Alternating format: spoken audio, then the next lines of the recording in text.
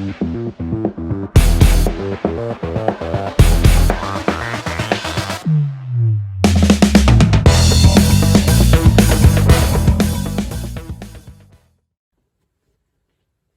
back to another episode, guys.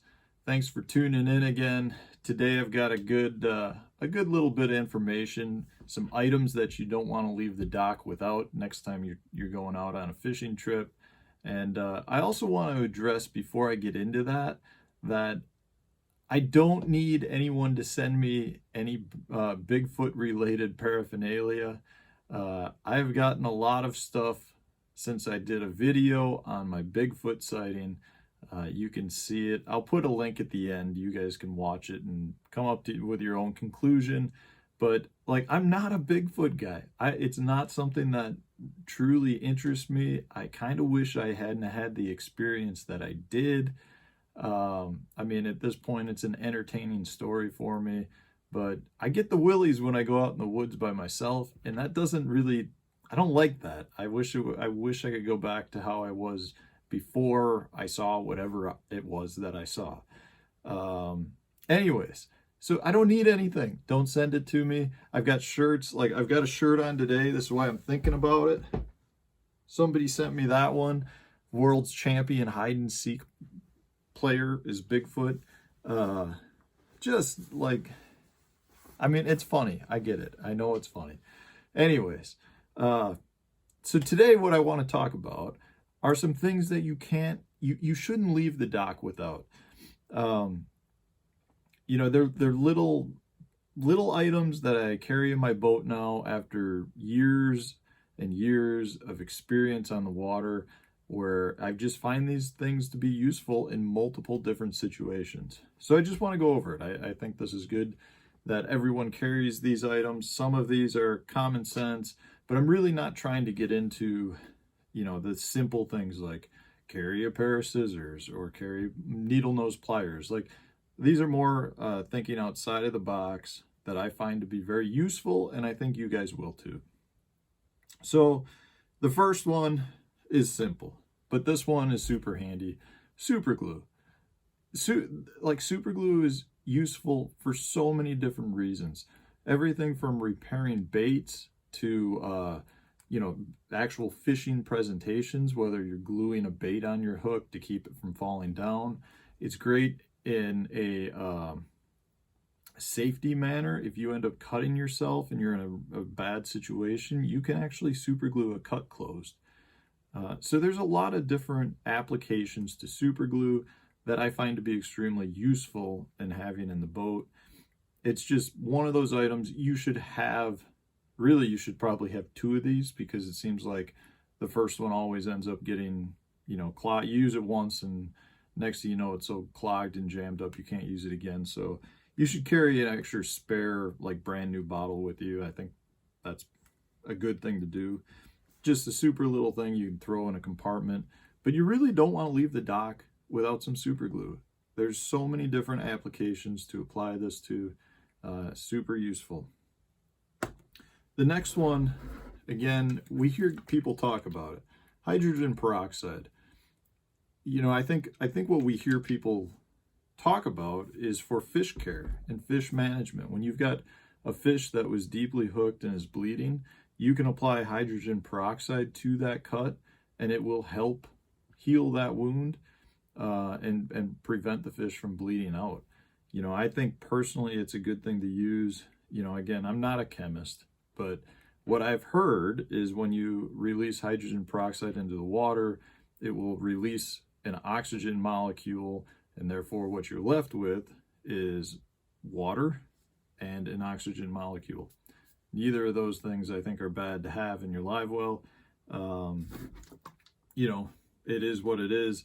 But more than just fish care, I like to have this for safety reasons for our own selves. Again, if you cut yourself or you get spined by a fish, I always like to apply a little hydrogen peroxide to try to clean the wound out.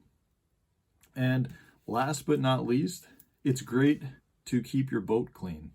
If you do get a spot on your carpet, whether that's a spot of blood or a spot of grease, applying a hydrogen peroxide to that will help clean the carpet out, and you can prevent it from staining. So there's multiple reasons I like to carry that. Again, you know, this is a larger bottle. You can get these in a much smaller size to kind of save some room in the boat. But that's a good item to have. So this is a screwdriver, but this is not just any screwdriver. This is a trusty friend of mine that inside of it has like every bit you could imagine.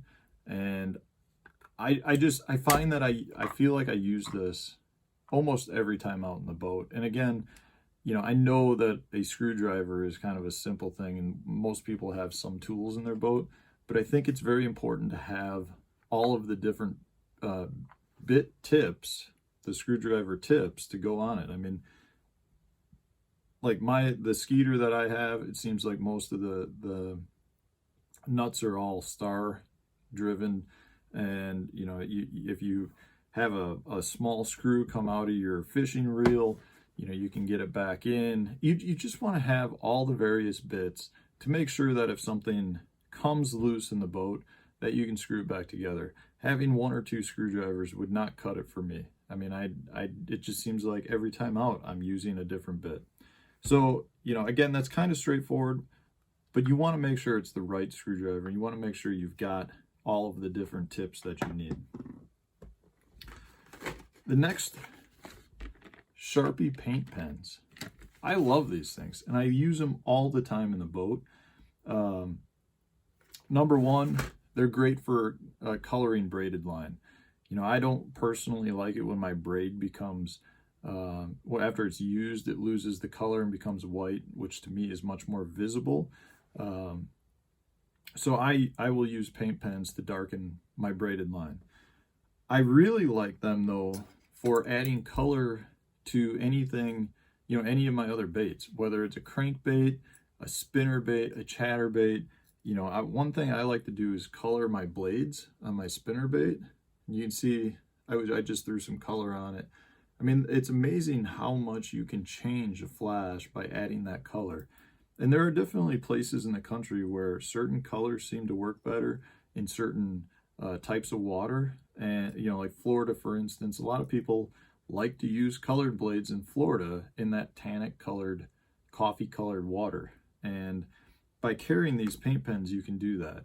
If you're a chatterbait fan that really likes painted blades, well, if you're using it and your painted blades get chipped, you can quickly grab one of these paint pens and, you know, add the color back into your blade to try to knock down some of that flash. I just find that I use, you know, these Sharpie paint pens all the time. I mean, I feel like I probably could dig up 5 different sets in here, and you know, the color really stays on the baits well in the water. In my opinion, they're the best paint pens that I found. I've tried a bunch of different brands, but I really like the Sharpie. But don't underestimate how much you would use those if you had them in your boat. I always carry a bunch of different sizes of zip ties. These are really small sizes, and what I like to use these specifically for are saving skirts. So if I'm out fishing and I'm throwing a swim jig or a spinner bait or a chatterbait, and I find that, you know, the skirt collar is getting torn, and this happens a lot up north. If you're fishing around pike, a lot of times the pike will slice it and the collar is like on its last legs. I'll take a zip tie. You know, this is, like I said, these are real small. I'll zip up that skirt and I'll be able to save that skirt for the rest of the fishing day until I can either, you know, spend the time to hand tie it up or just make a new skirt and put it on. But zip ties are huge. I mean, that's just one fishing application. I think in general, you should have probably 4 or 5 different sizes of zip ties in the boat, whether it's for cleaning up wires in the boat or attaching things. A lot of times, you know, if something ends up breaking, you can use zip ties to really lock them back down to make sure you can get back to the ramp without beating up your equipment. And I think you just can't have too many zip ties in the boat. Again, they take up such little room that you can have one bag with like 200 zip ties and it's nothing. but they come in handy for everything from fishing to maintenance.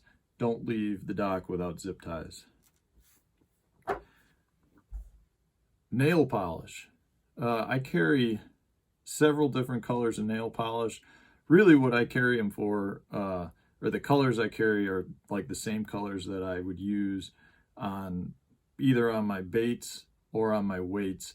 My number one application is to touch up bullet weights. Usually for me, that's either a black or a green pumpkin color. But if they get chipped and, you know, I'm out on the water, one real quick, fast way to, you know, make that weight look brand new again is to apply nail polish. You can do the same with baits, hard baits. You know, if you find that you're on a really good, you know, red craw pattern and you lose your crankbait, you can take some red nail polish and just kind of try to mimic the bait that you were using but lost, and get you through the day or through that trip until you can find another bait of that same color. You know, I think a lot of times we put too much emphasis on a specific color versus just shades of colors. You know, if you're throwing a red craw and, you know, you lose your bait and you've got some red nail polish and you can kind of make up the same color, I think normally that's good enough to get you through and to continue getting you some bites. And the nail polish works great. You know, you can carry the nail polish and you can carry like a sealer if you really want to get into it. But the nail polish seems to work, you know, hold up really well. And I like I said, I probably got 6 or 7. I've got some silvers. I got some like a chartreuse color, red, black, green pumpkin, and I tap into them quite a bit. My wife sometimes gets frustrated because if I run out or I'm in a pinch, I'll grab one of hers and not tell her, and then she's looking for it. The last thing that I recommend taking is this surgical tubing. You know, this is just like medical tubing. You can get this kind of all over the place. Hardware stores will carry it a lot of times, but this is the small, I believe this is the 3/16 size. I'm sorry, you can use various sizes. 1/16 and 1/8 sizes are the best. 3/16 I'll use for some musky hooks. But so what I do with these, this is really good for practicing. If you want to cover up hooks, you can apply this, cover up hooks. I've got another video that you can go and kind of watch it on practice. But this is one of the main things that I use to prevent me from hooking fish. But it also comes in really handy for some other things as well. I really like to have surgical tubing in the boat. And it's, again, you know, this is probably 3 feet, and I mean, this will last me 2 years of just being able to cover up hooks and, you know, make sure that I'm able to practice efficiently. So those are I don't know what, 6 or 7 different things that I carry with me in the boat that I think everyone should carry, because they'll come in handy if you have them in the boat and you remember that you have them in the boat. You will apply it and it'll help you get a few more bites, potentially save a fishing trip. Just don't leave the dock without it. So guys, if you enjoy the video, like, subscribe, share. I've got a lot more stuff coming out, and I look forward to sharing it all with you.